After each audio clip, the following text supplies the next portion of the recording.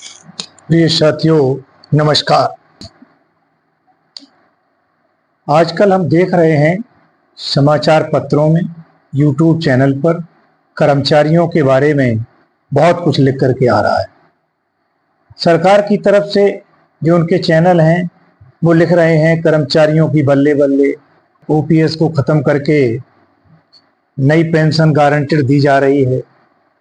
अभी 15 जुलाई को कर्मचारियों के जो फेडरेशन के नेता हैं उनको सरकार ने बुलाया और बुला करके दिल्ली में मीटिंग की। मीटिंग में जो निकल कर के आया है उसमें यहाँ तक पता चल रहा है कि सरकार ने कहा है कि कर्मचारी अपनी आवाज़ नहीं उठा सकते, किसी को कोई बात नहीं बता सकते।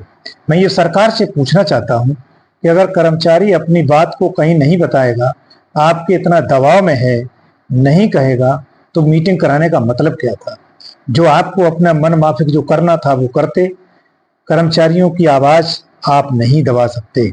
यदि आपका यही रवैया रहा तो आने वाले समय में आपको बहुत कुछ देखना पड़ेगा। ये आपको ये बताना चाहता हूँ कि आपने कर्मचारियों के साथ वो अन्याय किया है कि ऐसा अन्याय अंग्रेजों ने भी नहीं किया जो आप कर रहे हैं। जहाँ है बात वहाँ दबाई जा रही है। बड़ी बड़ी हड़तालें की गई, बड़ी बड़ी मीटिंगें की गई, दिल्ली में रैलियां की गई। आपके कान पर जूं तक नहीं रहेगी। आपकी बेशर्मी की सीमा वहां पर भी टूट जाती है कि आप न कोई आवाज उठाते हैं, न कर्मचारियों के बारे की बात करते हैं, लेकिन जब आप अपने मन की बात करते हैं, आपकी आवाज उनके कानों में पहुंच जाए, ये जरूर कहते नहीं थकते हैं। क्या उन 1 से 40 करोड़ की आबादी में ये कर्मचारी नहीं आते हैं? क्या इन 1 से 40 करोड़ की आबादी में अन्य लोग नहीं आते हैं जिनकी आपने जबान को दबा के रखा हुआ है? ये गलत है। आप भी मनुष्य हैं, हम भी मनुष्य हैं।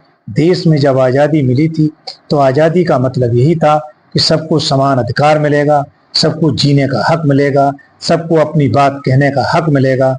आप से सत्ता में आए हैं तब से आपने गरीबों की, मजदूरों की आवाज़ को दबा दिया है।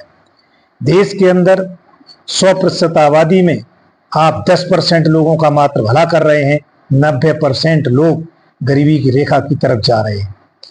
उसमें आपके मुंह से, आपकी जबान से 80 करोड़ लोग, खुद प्रधानमंत्री जी कहते हैं कि 80 करोड़ लोग जिनको हम राशन दे रहे हैं, इससे साबित होता है कि गरीबी की रेखा से नीचे हैं, जो अपना जीवन यापन कर रहे हैं। आप कितने लोगों का भला कर रहे हैं?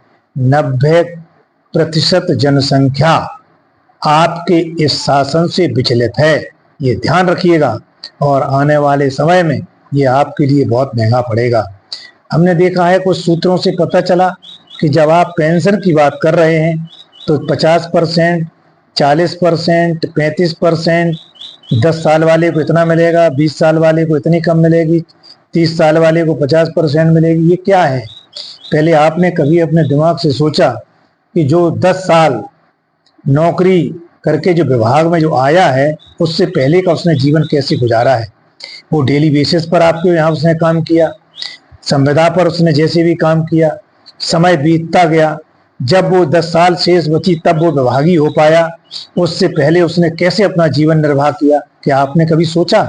लेकिन जब पेंशन का नंबर आपने लगाया तो कह रहे उसको कम मिलेगी, जो गलत है। गरीबों के प्रति सोचिएगा, उन लोगों की बात करिएगा, अन्यथा आने वाला समय अच्छा नहीं होगा। आने वाले समय में जिस तरीके से अभी आपके मन की मुराद पूरी नहीं हुई, तो मैं ये कहता हूं ओपीएस लागू करिए।